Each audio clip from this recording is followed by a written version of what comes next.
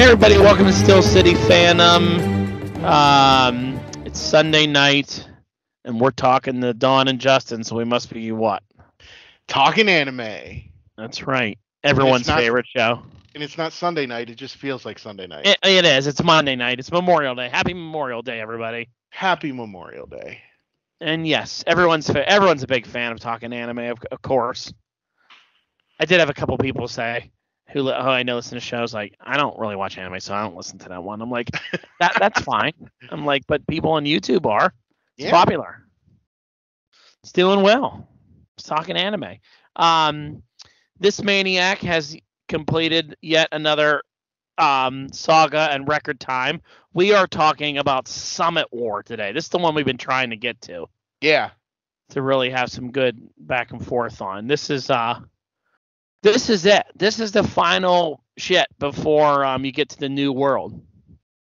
A lot of One Piece fans think that this is like, after this arc, this is where your training wheels come off, and now you're into the big boy times in the new world. The new world is way different than this. It has a different vibe to it. You'll see what I mean. I mean, you're in Fishman Island now. That's not really the new world. You're kind of transitioning. No, yeah, you're on your way to the new world.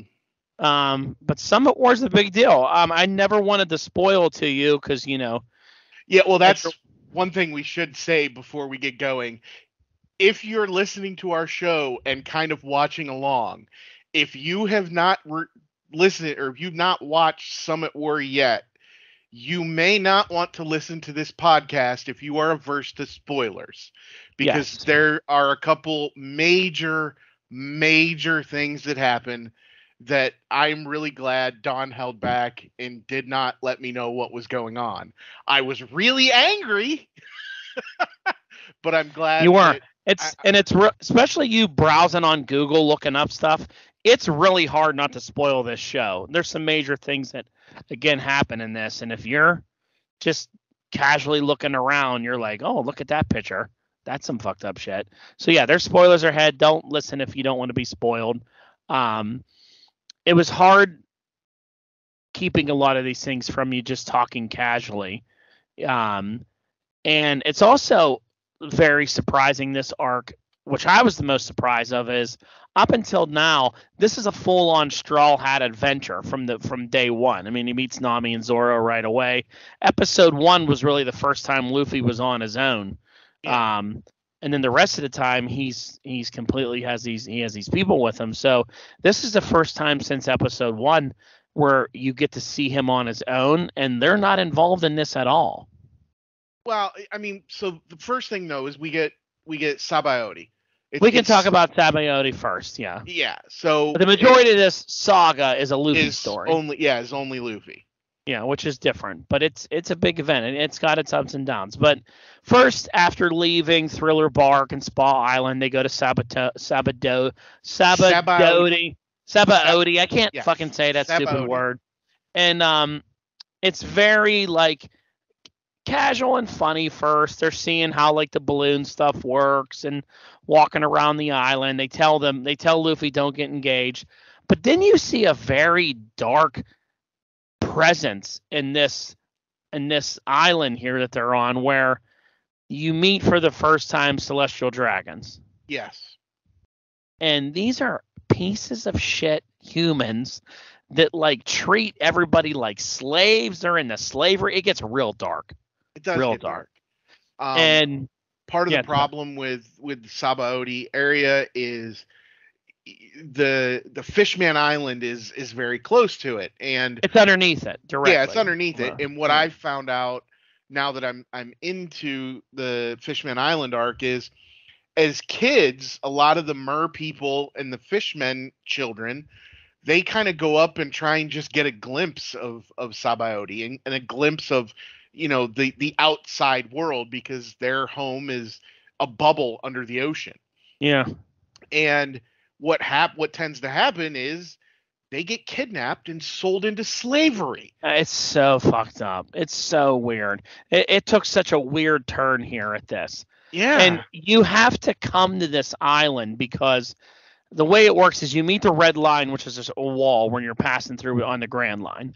And you can't if you can't cross it on land, you have to go under it because under it, directly under it, is Fishman Island. Yes. And you have to coat your boat in like a bubble coating so it makes you so you can breathe and you can sustain the pressure. Yeah. And you sink down, which is really weird. 10,000 meters, I think. Something real. I mean, they were sinking for a whole episode. It was a lot of sinking. Yeah. To this island, we'll get into Fishman Island more as it goes, but there's a whole process to do this. So, of course, the process to get it done takes like 3 days, I think they said. Takes like 3 days, so it gives them a reason that they have to hang out. Yeah. Like they always have like a cause and effect kind of thing. There's one person that can do it. It's going to take them 3 days. You got to kind of make yourself busy. Now, these celestial dragons are the first people that you see how they are protected by the world government. I don't understand. So like the world government, they have these people. They are like royalty. They can treat people like shit, buy slaves, use human beings as like a carriage to like crawl on the like ride on like a horse. It's really fucked up. And like the military, the Navy is just okay with it. Like they have to like they're like on call for these people. So if anybody ever does anything to a celestial dragon, they send admirals.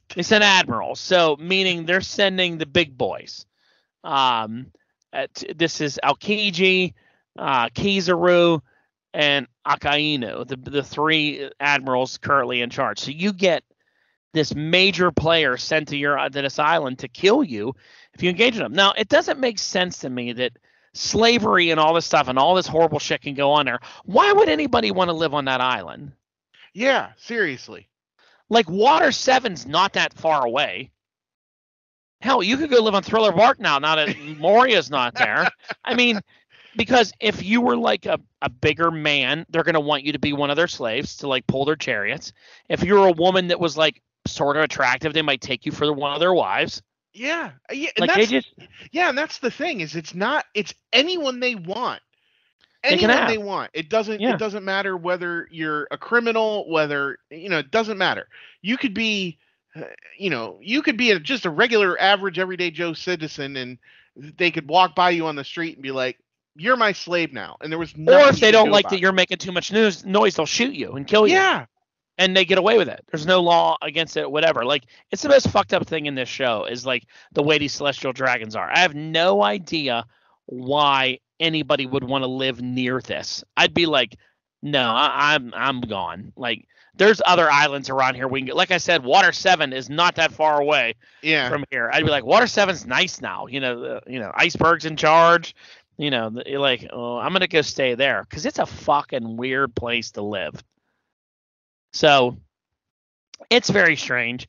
Of course, so we can move on to more important things. Zoro gets lost. People get confused. They meet Dark King Rayleigh, first mate to Gold Roger. But then we get into all that shit where, Luffy was not going to be able to hold it to stop around these people. Yeah. He knew that was coming. You also meet the worst generation, the beginning of them. Yep. Which is, Law and Kid and Julia, or is it Julia Boney? Is that what her name is? Yeah, Jewelry Boney. Yeah, you meet him. You meet like the one with the music things on his face. He's a long arm tribe. Yeah, you get the guy from Sky Island, the big dude with the wings on his back. Yep. Lots of different people. And it goes to shit. Obviously, Luffy knocks out a celestial dragon because they shot his fishman buddy, and you get to see the three young captains interact together, which is good. You get to meet Law, which is awesome because you're going to meet a lot more of Law after Fishman Island. Okay. And I love Law. I think Law's great.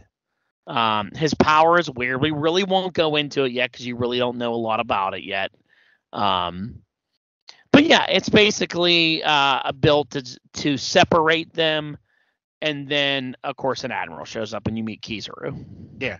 Well, in one of the things that we kind of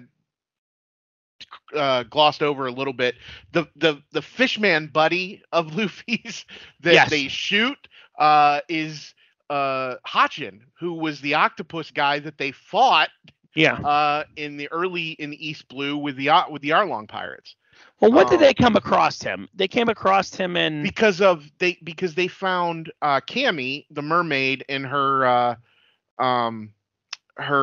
starfish buddy, which I can't remember his name. Paku. Did that all happen with those fish riders? Was that part of the Sabato? Because they kidnapped Cammy. Yeah. A sea king pops up and Luffy like punches it in the face, and Cammy, the mermaid, and her little buddy pop out of the mouth and end up on the deck of the Sunny. And so she ends up taking them and hooks them up with her friend Hachin, who is the octopus from the Arlong Pirates. Is this also in the beginning of this? Because some of this runs together for me, where you meet the guy that was Sanji's wanted poster? Yes. Yeah, that's Iron Mask Duval. Duval, yeah. He's the one. He hates them.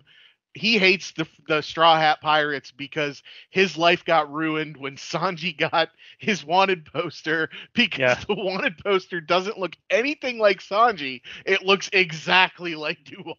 But then Sanji beats the shit out of that guy so bad that he rearranges his whole face. And then he's super good looking. Which is so dumb. The best part about that is the guy can't wink, because if he winks, his face hurts. Sanji's like, you have to let it heal. Twitch and he's like, winking. I love that guy, like, his running joke after that is he just keeps saying, oh, I'm sorry, did you say I was handsome? Like, keeps doing that over and over. What was that you said? You said that I was handsome? His running joke is good. But Duval becomes an ally. Him and his little motorcycle fish gang, they help him out. So a lot of good world building and extending things there. Hachi returning, all that. Him being a member. Well, you don't get to know that he was a Sun Pirate yet, but we'll get to that. Yeah. It's good. But then Kizaru shows up, and you see the power difference between them and an admiral. Yeah, Kizaru shows up. The Pacifists show up with that. The dude that carries the axe. Yeah, they all look like Kuma. Yeah, the Pacifists all look like Kuma. And have very similar powers to him as well. Yeah. Well, I mean, they are... they're basically clones of him. Yeah. Yeah.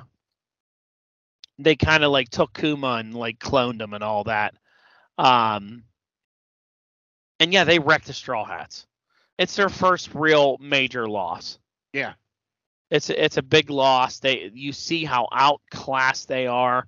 For as much noise as they have made and for as much like issues they have caused people, they really get their ass handed to them. And then the real Kuma shows up. And he teleports and sends them all on a vacation. Yeah, because that's his weird ass power. He can just slap you and you're gone. And they all land somewhere, and you don't really know where at first. But Luffy lands in Amazon Lily, which is the next arc. And you meet Boa Hancock. She's a warlord. I'm not really sure what Boa Hancock's power does all the way. So she turns people to stone. She's basically Medusa without the snakes. Like, she can, just by looking at you, she can turn you to stone. She does have the giant tits, though. The way it works is you kind of have to, like, be kind of... It has something to do with quote-unquote impure thoughts. So before she turns you to stone, she always like does a sexy pose or says something like, enticing, and so the guys they do the Sanji, they get their eyes turned into hearts, and they're like, oh, Hancock, and then she blasts them with her little heart beam, and they turn to stone. They become idiots. But it doesn't work on Luffy. Because Luffy cannot be taken back by feminine wiles. Yeah, it doesn't bother him. It doesn't bother him at all. And yeah, she's just kind of like doesn't understand. I mean, And she's when you basically first meet her, she's kind of a bitch. well, she's a Because pirate warlord. yeah, and she's doing all this mean shit, and she's like, "But I can do whatever I want because I'm beautiful." Yeah. She's interesting though. There's a lot more to her, I think, than like I like Amazon Lily. A lot of people think it's a knockoff of like it is Thermoscara and all that sort of, but Yeah, it's an interesting island. I mean, it's in the calm belt. So like you really can't get to it unless you have something that can move through calm waters like the military has or her boat that she has, yep. It's interesting. And then, they are a pretty formidable force to deal with. I mean, they have some pretty powerful people that work there. And they don't know what men are, especially men that are covered in mushrooms. Yeah. So Luffy gets Yeah, covered in mushrooms like an idiot because he goes and eats yeah, he poison starts one. eating everything in sight. And he gets covered in mushrooms, and there's actually a scene where they are picking the mushrooms off, and they think his wiener's a mushroom, and they just start all pulling on it.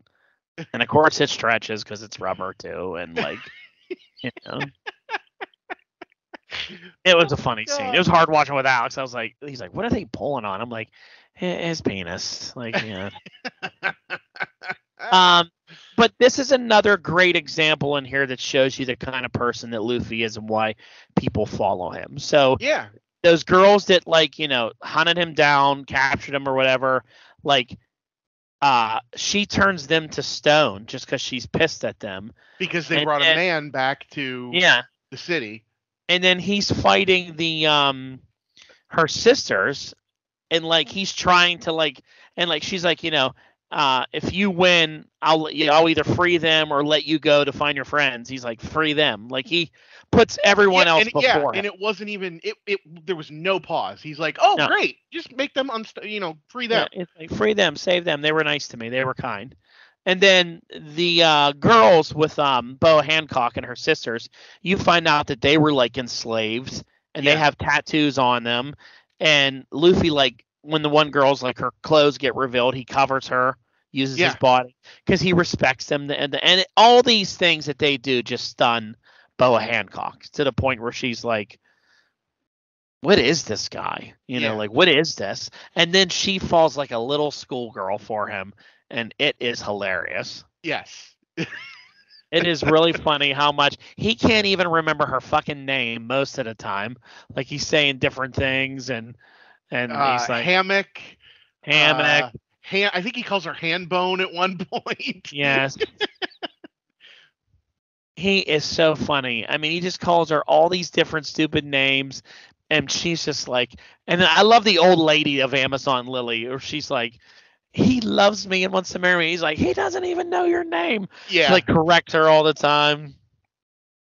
That's not what that means. And there's a lot of good comedy in here until finally he realizes that Ace is going to be executed.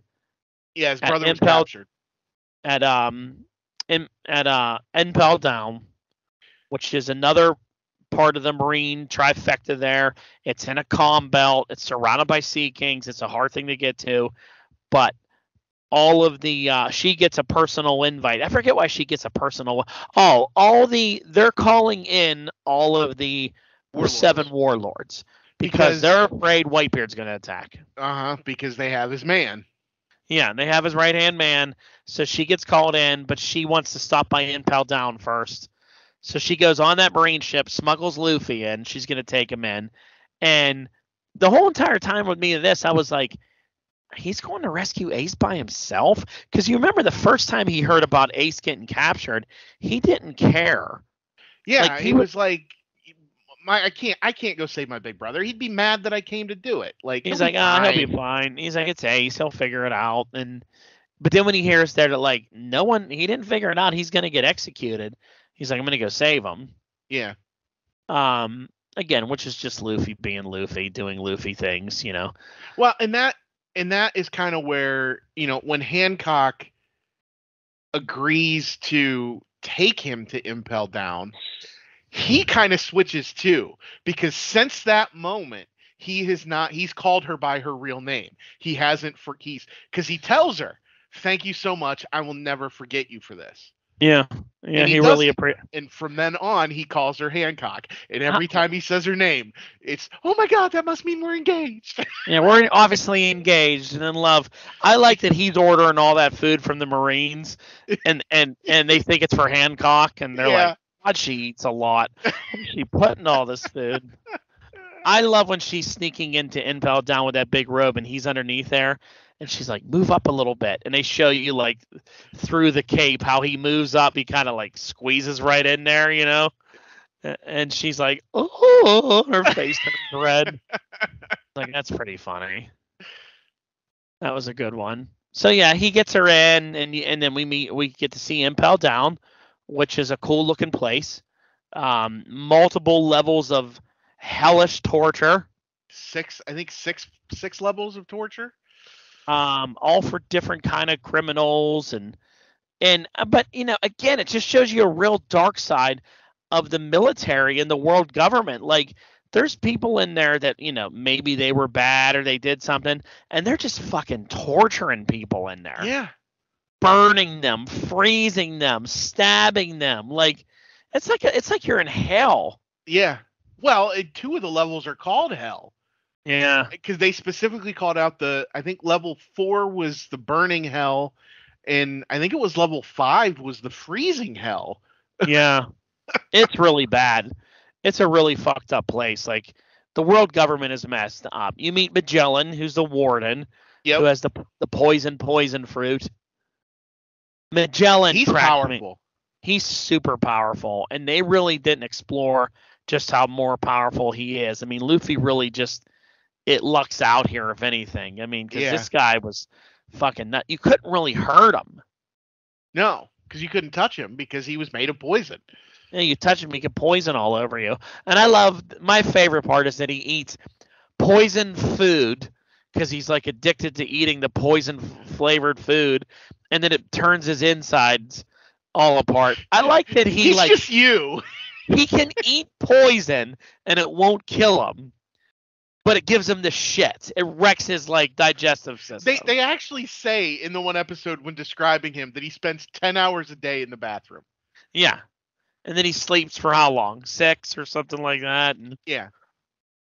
Sleeps for this many or 8 hours, and he's only on the clock like 6 or something funny like that. The rest of the time he's just in the bathroom shitting. Like, stop eating food that's so awful for you. You can't eat it, but he's addicted to it. He craves it. Yeah. He's a weird person, and he looks terrifying. Yeah, he's huge. And again, they go crazy with devil fruits, where you're like, okay, my devil fruit is like, I can produce a poison. Where does it say in that devil fruit that you can produce a fucking dragon out of it? Yeah. It's like a hydra that has poison heads. Like, well, okay. Oh, I guess that's how science works. Yeah. What's his little Rama Tut guy that his little partner? It starts with White an Warden. H. That guy's annoying. Yeah, he's annoying because he's one of those characters that doesn't have an inner monologue. Everything that should be an inner monologue, he says out loud. Yeah.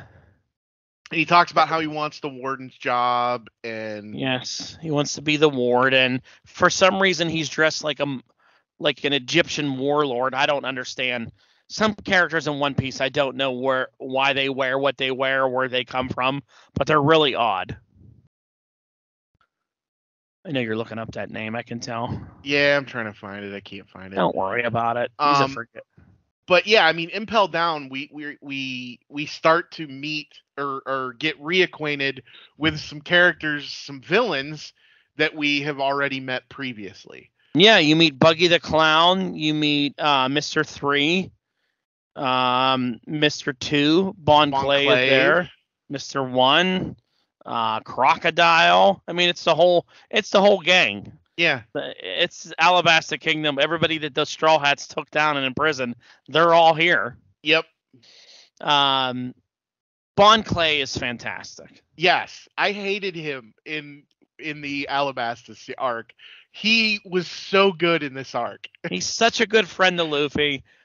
He cracks me up calling him Straw Boy all the time. Yeah. He's just so flamboyant and fun. He's hilarious.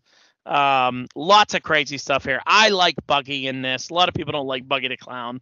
I find him hilarious. One of my favorite moments of this is when they're going through all the prisons and Mr. 3 and Buggy are just trying to ditch Luffy. They're trying to get away from him, and Luffy's so naive and like, Yeah, these guys are helping me, and they're like, the minute we think we should kill him and get away, and then like Luffy looks at them and says something, and they both look at each other and they go, he has such trusting eyes, and they start like tearing up and crying. They're like, why does he look at us with those trusting eyes? And they like can't be mean to him. But Buggy, I think Buggy and Luffy's relationship is fantastic.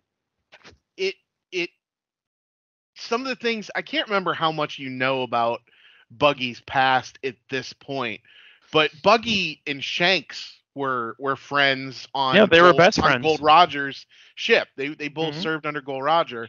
They were like rookie mates on the boat together. And it's one of those situations where I think in the subconsciously Buggy sees Shanks in Luffy, and that's why he's kind of drawn to him, but he doesn't want to admit it because he was always inferior to Shanks, and he doesn't want another one to do that to him. But there's that friendship, that long lost friendship in there. And it's so funny how Buggy inspires all these people to follow him. And even when he does something stupid, they're like, oh, he meant to do that. He's a genius. And he doesn't really have a weak devil fruit. No. The chop fruit's very good for certain things. You can't really cut him. I mean, he gets cut many times and he's just okay. You obviously could take other damage, but yeah, he's just, I don't know. He's an entertaining character. It's funny to me that even when they show him as a kid, it's like, he's really a clown. Like, he's not wearing clown makeup. No, he just has a big giant red nose and weird blue hair. Yeah, and he wears he has a clown face. He's just always a clown. But it's nuts. It's funny. Then you get to see poor Ace, and he's locked up with Jinbei. Yes. Who is a warlord. And he kind of threw the warlord status away because he was friends with Ace and he tried to save him. Yes. And I mean, I fucking love Jinbei. I mean, you're only at the tip of the Jinbei iceberg right now, but Jinbei is my guy. I mean, I don't know if you've seen him again yet in Fishman Island or not, but they finally met up with him, and I mistakenly looked ahead 2 episodes and saw an episode title Luffy versus Jinbei. So now Luffy fights everybody. Yeah, he fights everybody. That's his thing. But Jinbei is fucking fantastic. I mean, he's awesome. He's such a great character, and you see more how him and Luffy's relationship spawns together. He's one of these people that when he shows up, Luffy's eyes light up. Yeah. He's like, Jinbei, oh, it's my guy. He's great, but you'll get more from him later on here. Crocodile's also there, Mr. One, we said. You also meet Ivankov. Yes. Who is the strangest fucking character I've ever seen in an anime before. I mean, Eva looks like he's just a giant head that has a fruit that can turn people into women. It's not just into women, they can turn women into men. Women into men. His hormone fruit. It's insane. And he can cure diseases with it. He can do, I mean, it really has no sort of end to it, I think. I mean, he can remodel humans with it. There's all sorts of things. He can use it as a weapon. I mean, they go for a lot of stuff in here that's crazy. For the time when these episodes were out, I'm surprised some of this stuff was going on, and they were never, I don't know if it would make either, whatever side you fall on and things you believe in. They kind of make a shot at everybody. Yeah. I mean, there's times where they refer to them as lady boys, and like, I mean, I think Luffy even says Candy boys. candy boys, and then the one guy says something like, why would anybody want to be turned into a woman? And then another guy's like, I'm finally free. Yeah. I always want, and they're like, you were always a big queen inside, and made him into this hot girl with big boobs. So like, they kind of throw shade at every area you can imagine with Eva. But Eva's a really great character. I mean, Eva has a lot of heart, a lot of drive. I mean, the way Eva loves Luffy because he finds out it's Dragon's kid, son. which is the big reveal. And he's like, oh, your papa is going to be mad if I don't take care of you. Eva, in the meantime, gets arrested, sent to Impel Down, and then opens up like a I don't even know what what's that nightclub? It's Studio 54. Studio 54 inside a fucking prison where everyone's just drinking, having sex, having a great time, and they're in prison. Because somehow the warden thinks that he died, and that there's a ghost going around that just takes prisoners every once in a while. Yeah, but meanwhile it's Eva. Yeah, it's just Eva found secret like passages throughout the prison, and he would go and help people. Impel Down has no, like, the structure from how it looks outside doesn't match the inside. Oh no, definitely not. Like, there's a fucking forest inside of it at one point, and wolves and everything else, and you're like, what? How big is this prison inside? I mean, there's this whole club. It's pretty interesting, all the stuff they do down here. This Impel Down's crazy because it's just shit happening all over the place with different people. And all these people are following Luffy, and they're all trying to get out, and they're fighting all these people. Luffy gets sick from Magellan. So much shit happens in Impel Down. It's nuts. Yeah. But eventually, to keep this under 3 hours, he gets fixed by Eva. It's just another thing that inspires people. I think it inspires Eva and Bon Clay, like how tough Luffy actually is. Well, I mean, honestly, though, it was Bon Clay that really is the one that inspired Eva in the crew. Yeah, to support him and all that. Because he was hurt too, and they wanted him to leave Luffy alone to heal after Eva did whatever his power is to Luffy.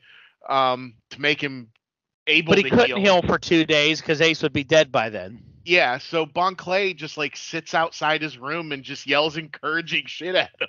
Yells straw boy at him. For 12 hours.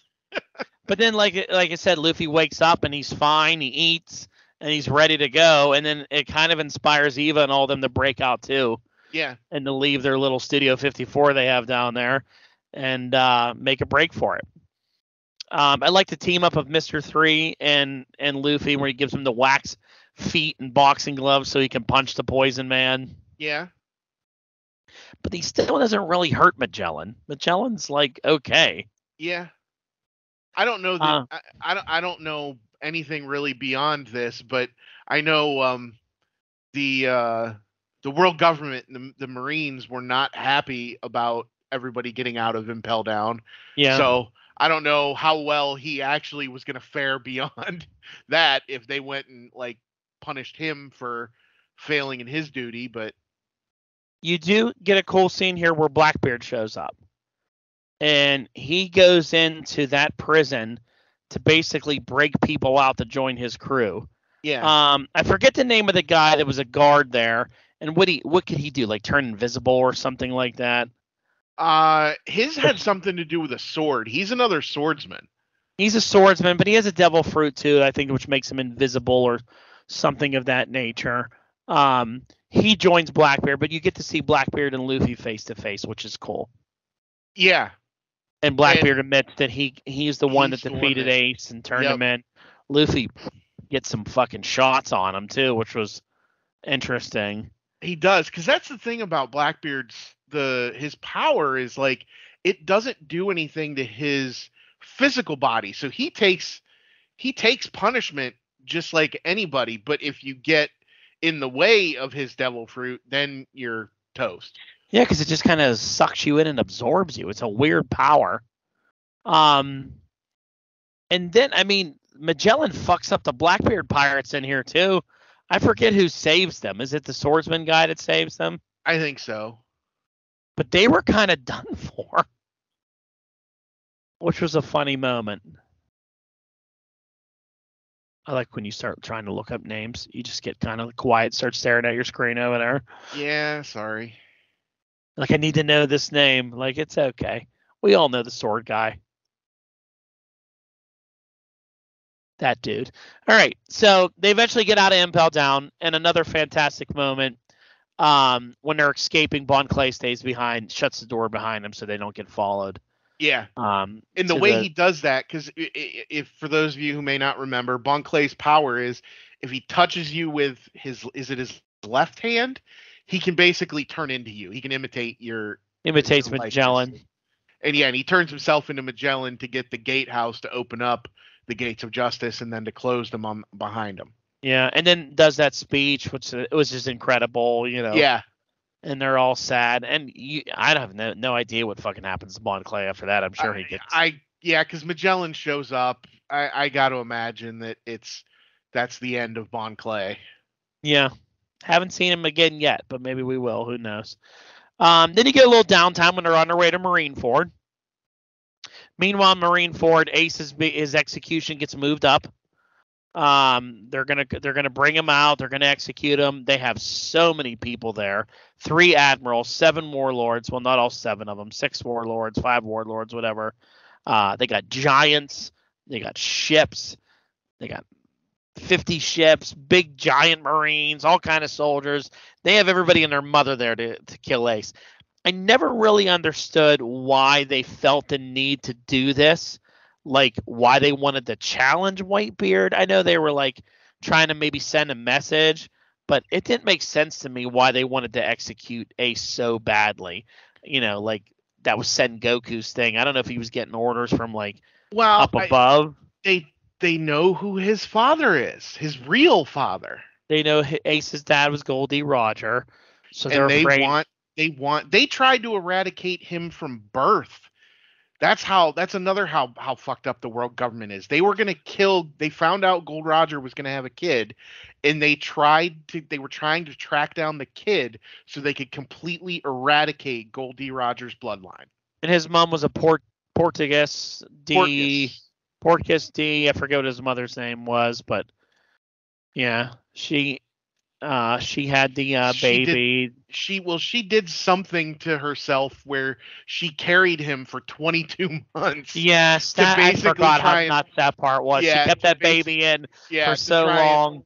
Try and keep the suspicion off of her. That's why it was so surprising what a big deal they made about Ace, that he's Gold Roger's son. You know, he really feels like the chosen one. And then the outcome here is surprising to me. You know, like, didn't you feel like the big deal they made about Ace here, where you're kind of like, Ace is going to be a big deal? Yeah. Like, Ace is going to be the guy in the new world. Like, he's a Roger. Like, you know, he's a Gold or whatever they are. Goldie Roger. Goldie Ace is what he should have been, but he was a Porkis instead. He really feels like name. Takes his mother's name. They show you how he was like, Garp took him and adopted him and took him on and all that. So it was really, really insane that the way it worked out. I don't know. It really surprised me. So, yeah, Whitebeard shows up in an amazing entrance, comes up from under the water. I mean, yeah, it was they had their ship. They had the Moby Dick. They had it coated, and they pop up from under the water in the middle of the marine, like bay inlet thing, with like how many ships? What, like 50 other ships? Oh, so many other ships backed him up. He had the biggest alliance. Yeah. I mean, he, being an emperor in the New World, he was the most powerful emperor in the New World. He kept the peace, and he had a lot of followers, a lot of people, bigger than Big Mom, bigger than Kaido. I mean, he was a badass dude. He had a lot of followers. Yeah. And he was old. He was sickly. He did have some problems. You always saw him hooked up to, like, life IVs and support, shit yeah. and life support and shit. But he shows up like a fucking badass. He Yeah. is phenomenal. And his power when he starts grabbing the air and like shifting the whole thing, you're like, holy shit, they pissed the wrong guy off here. Well, that's that we'll get into that. Now go ahead, you can talk about that. So, well, no, but like I said, they have this amazing entrance. The first thing, and I don't even know why this caught my eye. The first thing I noticed in the back when they showed they did this pan shot of showing all the ships that came in with with Whitebeard, and there's one in the back that has the Oars logo on the sail. Mm-hmm. And if you guys remember Oars from the Thriller Bark saga, the giant crazy monster thing that Luffy ended up inside for a little while. I text on and I'm like, huh, Oars pirates, huh? I'm like, is that like a descendant? And you're just like, just wait. Yeah. Because there's a lot of people he brings with him, and my biggest complaint with Marineford is it's almost like people take turns fighting. Yeah. Like Whitebeard would do something, then he would just stand there. And I'd be like, dude, wreck that whole fucking tower that Ace is on. Yeah. You could do it. And then Akainu would do something, then he would just stand there. And then Akiji would freeze something, then he would just stand there. So it wasn't as much all-out war as I expected. It was kind of like pockets of things happening. Yeah. The way they fight a lot with that is it's a thing in One Piece they love to do. They love to let their grunts battle it out. Yeah.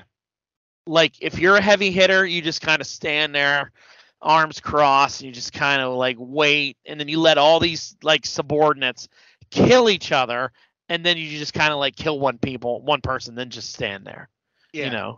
Just stand there. And they do it all the time. So the warlords get involved. I mean, there's a lot of people fighting here. And then finally they show you, that Whitebeard caused the damn tidal wave to come in. Aokiji freezes it. Yep. Which then causes Luffy to be at the top of the waterfall and make their dramatic entrance. Yeah, they break the edge of the frozen wave and fall from fucking space. Which they show you in the theme song for Impel Down, which I love, which I think is a great song. They show you them falling from the sky. I didn't really think that was actually going to happen, though. Yeah. I'm like, oh, that's actually going to happen. And it's a great entrance because, when Garp's, feeling bad about being a pathetic grandfather, not saving your own grandson, then here comes his other grandson from the sky. Yeah. Screaming, Ace! And he's like, I'm here! That face, he's like, oh, shit. This one's here now, too. Garp's a terrible grandfather. I mean, I know he's a military guy, but I'm like, come on, dude. Yeah, save your grandson. What's the matter with you? Because Garp is really strong, and they kind of downplay that. I think Garp would whooped Akainu's ass, too, if they'd let him go. But he's just kind of like, yeah, I'm going to just sit here and kneel and watch my grandson be beheaded. Yeah. And not get involved.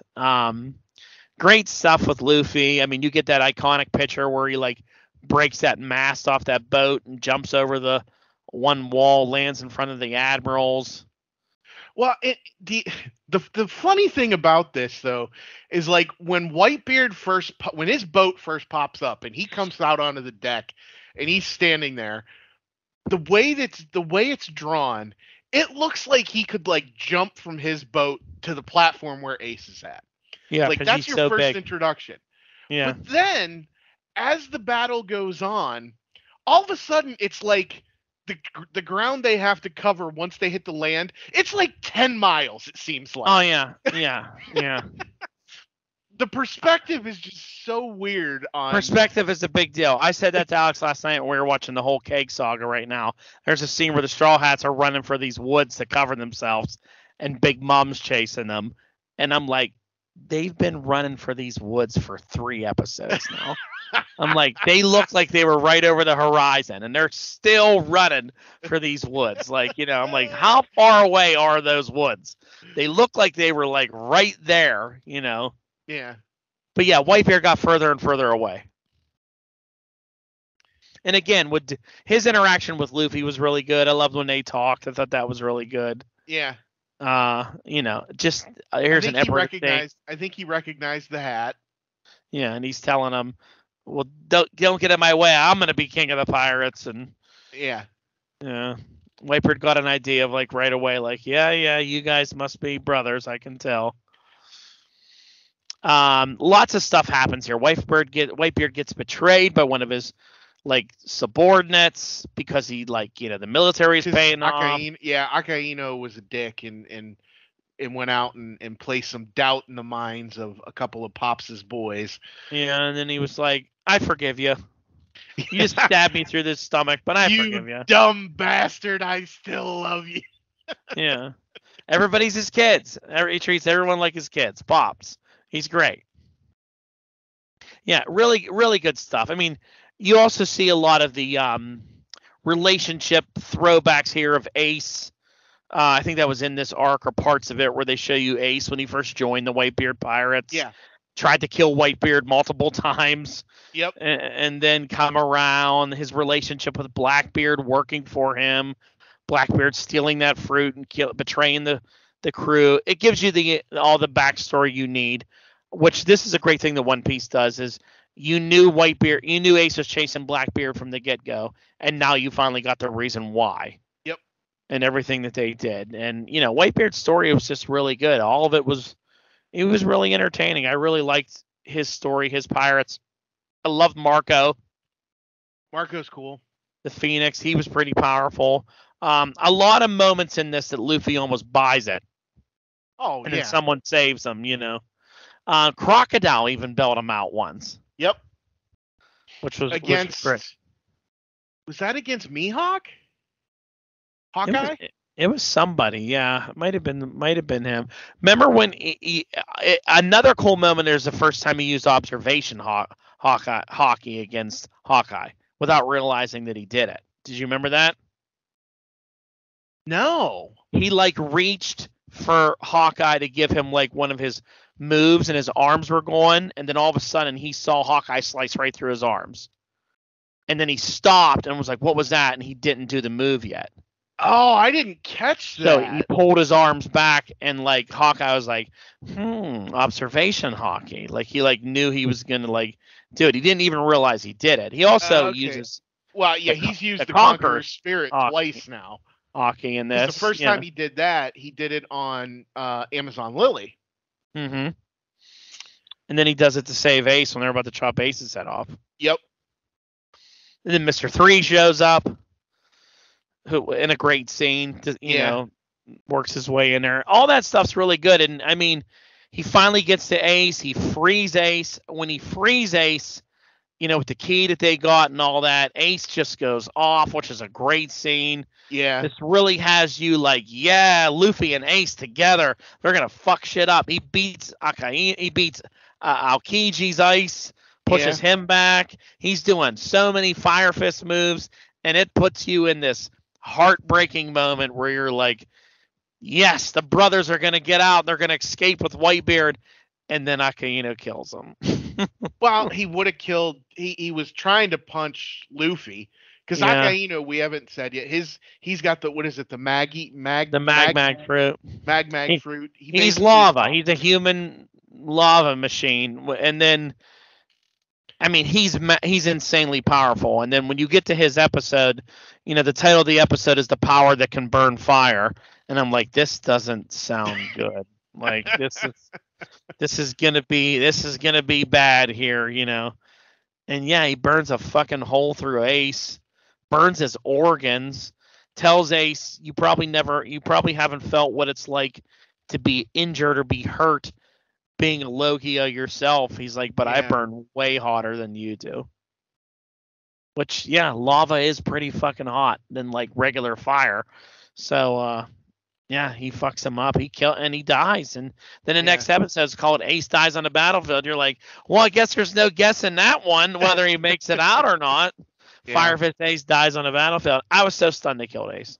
I was so mad. I had from the first moment that he stepped in front of Luffy and takes that punch, I had a text message written to you in all caps. Yeah. And I wasn't looking at episode titles. So like I didn't even see the power that burns fire. Mm-hmm. So like he punches through him and I wrote this text message, something to the effect of, "Are you fucking kidding me?" Yeah.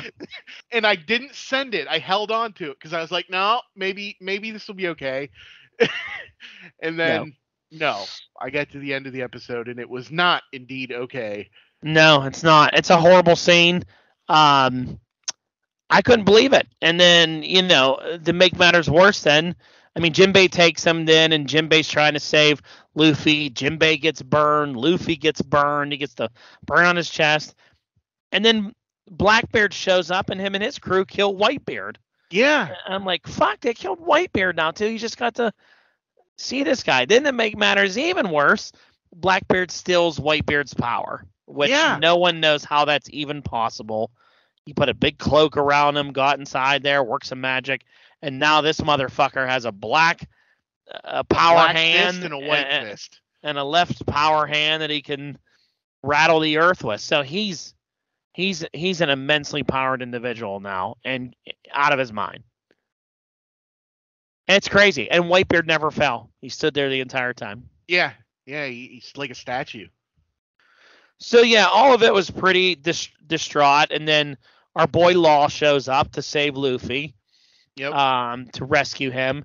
And then in an absolute fucking pimp-ass moment that caught me, which I didn't see coming at all because I wasn't looking ahead at some screenshots because it would have ruined it for you. But you got, what's his name, Colby, who just is watching Akainu kill his own men. Yeah. Because he doesn't want Straw Hat to get away. They're trying everything they can do, and he gives that speech, this is ridiculous and all that. And Akainu, like, just stop this fighting, stop all this. And Akainu goes in just to burn this fucking dude, and he's blocked by Shanks out of nowhere. And you're like, what? That's one of those jaw-dropping moments in this show. Yeah. And with ease. Yeah. And just with his sword, one arm on his sword, like that's how powerful this dude is. Like he blocked that shot with ease and was like, that's enough. And you're like, holy shit, Shanks is here. And Shanks is so powerful that he shuts down the entire fucking war. Basically tells Sengoku, you let the Whitebeard pirates leave and go take their bodies because they didn't want to give them Ace and Whitebeard's bodies. No. And he's like, you let them take it and you let them mourn. Or else I'm shutting this shit down, basically. Well, he's like, or he's just, he's like, the war is finished. He's like, let them go, let them take their bodies, or we could finish this a different way. Yeah, and they're like, Sengoku's like, no, I want to do it. He's still in his like golden Buddha form at that point. Yeah, and he's like, yeah, all right, let him go. And Akainu's pissed. They're all mad. He's like, no, all right, just let him escape. And then whoever, I don't really know Shanks' crew, but I know the one guy who's his right-hand man who has those guns, Kizaru's ready to fly away. He's like, don't you move. And he's like, all right. Yeah. I'm like, what kind of hockey-powered shit does he have in those guns? Well, so that, I think that, like, if you remember the women of Amazon Lily, they imbued their arrows with armor hockey. Yeah. And so I'm sure that dude's gun is, and the bullets are all imbued with armor hockey, and it's probably at a much higher level than what the ladies of Amazon Lily could do. We just saw Kizaru fuck up all the Straw Hats earlier, and this guy had one gun on him, and he was like, okay, calm down. Yeah. All right, like, I don't want to fight you. The red hair pirates show up and just put everyone like. And the hilarious thing about they're like Luffy's crew. There's like 10 of them. Yeah, but they're all at something. I mean, because Shanks shut that shit down, and it's different. And then he's like, make sure he gets his Straw Hat back. Well, yeah, Which, and then we can't leave out Buggy. Buggy's the one that like is carrying Jinbei and Luffy away. yeah, flying him away, and Shanks is like, "Hey, give him his hat," and he's like, "Whatever, like, quit bossing me around." Yeah. But they don't get to see each other. No, because Luffy's still not ready to see Shanks. Still not ready to see Shanks yet. Who knows what those two are going to do when they see each other? So yeah, craziness. They escape. Law does the surgery on him, saves his life, saves Jinbei's life, brings them all back to Amazon Lily to rest. The war is over. Lots of dead. Lots of craziness. Doflamingo's there. He kills Gecko Moria. Yeah. Strips him of his warlord status and kills him. Doflamingo is having the best time of his life at this. Oh, he was loving it. He was just standing there killing people, not even breaking a sweat. You had Boa Hancock just killing everyone, not anyone that was in Luffy's way. Yep, yeah. Pirates, Marines, didn't care. They were all dead. And then they were like, "Stop killing Marines," and turning. She's just turning people to stone and all that stuff. In the midst of all this, you finally get to see where the other Straw Hats landed. So let's run through that real quick. Zoro lands on an island, and the Ghost Girl's there. The gloomy something. Yeah, he lands on that island. That girl's there with her little ghost depressed power that she had. Brook lands somewhere where they think he's Satan, and they're worshiping him. They were trying to summon Satan to save them, and yeah, he kind of crashes right into their little summoning ceremony. Nami on a sky island. Yep. Chopper goes to Birdie Island. Robin to an island in the North Blue that's like enslaved. More of that stuff. I think Robin's thing there, she kind of saw herself and a lot of those girls there that were like going through that. And Sanji to the island with all the lady boys. Eva's home island. Eva Holmes Island. So they're all on there and they're all trying to like get away. And they have them doing their own thing. Usopp gets fat. Luffy, of course, wakes up, feels better. He's visited by Dark King Rayleigh, who fucking swims to Amazon Lily through Sea King infested water, doesn't even bother him. I mean, like, that guy's packing massive power too. Oh, Rayleigh's awesome. And just holding it back. I mean, he fucked up Kizaru. He landed on Kizaru so fast, blocking his shit. He's a bad dude. You hear a little bit about him. And I love this part that Luffy goes back to Marineford after he has a breakdown first. He destroys like half of the forest and in a great moment, Boss Jinbei, our boy Boss Jinbei, because that's what I call him from now on. You'll see in Fishman Island when they start calling him. I don't know if they called him that yet. Yep. Just beats his ass up and just tells him like, "What do you got to live for? What I'm there. I'm a joke and all this. Well, you're not a joke. Like, what are you here for?" And he's like, "My crew." And he's like, "Yes, get your shit together." Like, wakes his ass up to like this, because Luffy cries so hard after Ace dies. I mean, the pain he's in is unbelievable when Ace leaves. And then you get the backstory on Ace and Luffy and how they grew up with the Dawn, like 15, the wood. Yeah, 15 episodes of them and when they were kids. And you meet Sabo. Meet Sabo, who I'm excited to. And Luffy's the most adorable little kid, isn't he? He is the most, because like Ace hates him. Yeah. And all he does is chase Ace around and get mauled by crazy animals on the island and falls hundreds of feet into a river. Like, he's like that little kid that follows around the big kids that wants to be just like him. Yeah. And I just want to be friends. Yeah. And then finally, him and Sabo and Ace, they drink sake together. They become brothers. Yep. And then they have a great time together. Like, killing the tiger, fighting everything together, all the stuff they do. They're like three they meet. Yeah, they're like three of a kind. And then again, bad shit happens. You see Ace or Sabo really comes from royalty. Yeah. And he doesn't want to do it. Tries to leave and is murdered by celestial dragons. Those fucking celestial dragons again. But Ace and Luffy thinks he dies, but he is, of course, rescued by our boy Dragon. Oh, yeah, okay. He's rescued by Dragon, Eva, Kuma. You find out they're all Revolutionary Army. Yeah. And Dragon takes the kid. Again, Dragon doesn't care anything about his own son. Nope. He just kind of does his own thing. But a lot of tie-ins there with connecting all that. Ace then going off on his own to be a pirate, and Luffy's going to wait for him. It's just such a good, wholesome moment. I really enjoy that little arc when they're kids and they're older and all that. And I like when Ace or Luffy visits Whitebeard's grave and Ace's grave and all that stuff that he does. But when he goes back to Marineford and kind of poses with his arm out, and then it makes the papers, then you realize that he sent a message to his crew saying, we're not meeting in 3 days or whatever, we'll meet in 2 years, because he realizes we are not strong enough to go and handle these people, and we need to get it's stronger. Not even necessarily we aren't strong enough, it's I'm not strong enough. But I think the rest of the crew understands it too. Absolutely they do, but like even when they first get back together, at the beginning of Fishman Island, their reunion, Luffy apologizes and tells them, I'm sorry for what you guys have been through the last 2 years.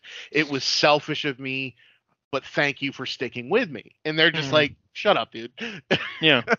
Well, you see where they all went, like, makes you think Kuma, with maybe some orders from Dragon, knew what they were doing. I mean, Nami goes to a sky island. She learns all about weather.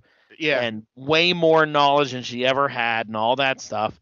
Robin, the stuff that she does. Well, she ends up hooking up with the Revolutionaries and spends 2 years with the Revolutionaries. Yep, learning different shit from them because she comes back with crazy shit that she can do. Usopp stops being fat, gets himself into shape. Trained by the Hercule guy. Yep, learns a lot of different things and potions and different stuff like that. Same with Chopper, with what... I mean, you're only seeing now really what... Brook learns a lot too. You just don't see it right away. Okay. Because Brook ends up becoming a badass with a lot of stuff he can do that he learned while he was away too. Well, he became a rock star for a little while. He did. He's in a rock star, which comes in handy. Frankie, which we didn't say earlier, ends up on the island, the home island of Dr. Vegapunk. Yep. Puts tea instead of cola and becomes like smart and fancy, which is funny. Yeah, that was a funny scene. But, I mean, Frankie goes through a lot of changes that he does to himself. Well, because he blows himself. He is terrifying when he sets off that, like, self-destruct button. He accidentally blows up Dr. Vegapunk's original lab, and he's inside the building when it happens. And it is terrifying when you see him for the first time. Yeah, with all his armor and skin off and everything. So, yeah, he rebuilds himself to an insane level. Does, yeah. Sanji, I don't know if you've seen all the stuff he can do yet, but I saw him using the moonwalk, whatever that particular thing is. Basically, Sanji flies now. Yeah, pretty much. With that thing. And then Zoro gets trained by Mihawk. Yeah, which is cool. Fighting fucking baboons with swords. the what are they called? The humanitangs or something like that. They imitate humans. And they were peaceful until the warlike tribes, and then I like that Hawkeye sees something in Zoro and kind of has like, I think he's also impressed with Luffy too after that fight. Yeah. He's another one of those guys that's kind of like, where's he gonna be? When are they gonna have to mix it up with him? Or are they never going to? He just kind of does his thing. But, they all get stronger. They're all going to meet up. Luffy's on that island for 2 years fighting fucking animals and training with Rayleigh. And that's it till you get to the time skip. It was pretty cool. I like all the After Effects stuff. Boa Hancock wanting to go visit him. They're like, you can't visit him. He's training for 2 years. Well, and the funny thing is that I didn't realize is he only trains with Rayleigh for a year and a half. The last 6 months, he's just there all by himself. Doing insane shit. That's what I want if they ever go back. I want what Luffy was doing there by himself for 6 months. They go back and show you some stuff, yeah. I was going to say, because, like, he made friends with those animals. And the hilarious thing is he's like, well, I was going to eat these guys, but now that they're my friends, I suppose that'd be a little weird. Yeah. So I had here some of the people that you met when you were of the worst generation, which is going to get into, is obviously there's Law, obviously there's Kid, but then there's Basil Hawkins, who he like controls straw and like not thread, but like straw and things like that. He has blonde hair with like the dark things over his eyes. He has the tarot cards. Oh, that dude. Okay, yeah. That's Basil Hawkins. He's one of Okay. the captains. Who's the guy that turns into the dinosaur? That guy's name is X Drake. Drake, yes. He turns into like a T-Rex. Yeah, weird one there. You have the big cloud guy. His name is U-Rouge, or U-Rogue, something like that. He's a Sky Island dude. I forget what his devil fruit power was. He has a weird one, I think. He absorbs damage and turns it into strength. Okay. That's his thing. He gets like bigger and bigger, like a Hulk. So he has vibranium, not vibranium. What's the Wakanda suit? He's Sebastian Shaw from the Hellfire Club. Oh yeah, okay. That makes sense. He does the same thing. And then you have Scratchman Poe is the guy that like his teeth are piano keys and all that. He's a fucking weirdo, that guy. But yeah, that's some of the new, what they call the worst generation. I don't know why they get labeled so poorly, the worst generation, but that's who they are, and there's quite a bit of them. And Julia Raboni, we already talked about her. She turns people young or old. And she just eats so much. Yeah, to maintain her. She could like put Luffy down under the table in an eating contest. But like if you think about her power, it is kind of tough. I mean, like if she touches you, she could turn you into a baby or an old person. Yeah. So like she could technically touch Big Mom and turn her into a little baby, or any of these if it works that way, like. Yeah. Sometimes these powers they use for like, they're not the big a deal. Like they could be a big deal. She is also, which I don't know if this was announced yet, and I don't know when they announced this, but she's Kuma's daughter. No shit. Yeah. I think they tell you, they may have told you that already. I don't know. I don't know when they tell you that, but yeah, that's her thing, is she's Kuma's daughter. I haven't even got to really her yet. Okay. Like they showed her a little bit, and then that was it. You see her a couple times. I don't know if she's going to be a big player down the road in something else, but yeah, you really haven't seen much of her. I guess in anime, you don't see her till the Egghead arc, which is past Wano. So. In the manga. Yeah, in the manga. Yeah. Okay. So I don't think we're gonna see her in the anime for a fucking long time. That's what I mean with the shows. They have so many people that they have introduced that you haven't even scratched the surface on yet. Because you get to the new world and it's like 170 episodes of fucking Doflamingo and all his people, and then it's Big Mom and all her people, and it's like, where are all these other people at? Like, that were like a part of this. What happened to them? We haven't even talked about Blackbeard, and I'm like, Blackbeard was so long ago when he took Whitebeard's power, and you haven't even fucking seen it yet. Wow. That's the thing that's crazy about it. I mean, if you put Whole Cake and Dressrosa together, it's over 300 episodes. So it's like, we're gonna make Whitebeard get all these, or Blackbeard get all these powers. We'll see you in like 400 episodes. Maybe we'll get back to it. Like, it's crazy. Well, I think Blackbeard runs into Bonnie, because there was a scene like they were showing New World stuff. Yeah. And she was like handcuffed to a pole, and one of the somebody, I can't remember who it was now, if it was Blackbeard or if it was that brown-beard dude. I know that scene. It's not Blackbeard. Okay. There is a war of the Blackbeard pirates and the Revolution Army that's supposed to be somewhere in here. Okay. I just haven't seen it yet. But it's just nuts. I mean, they have so much stuff that they cover that, like, you're like, man, no wonder why this show's still going. It could go for another fucking 1,000 episodes. Which I would absolutely love if it did, because I love the show. It could just keep going and going and going and going. So you're at the Fishman Island now. We'll cover that one when you're done. That's a short one. Week. Yeah, that's a short one. And then, and then you get in the Dressrosa, which there's a lot to unpack there. So that'll be the next interesting one we talk about. All right. Well, this was a long one. Yeah, it's late. Lot to cover. All right. Well, thanks. Yep. Thanks for sticking with us. Sorry this is a long one, but this is one of the biggest arcs in the series as far as stuff to talk about. There's a lot here, so we'll see you next time. Thanks.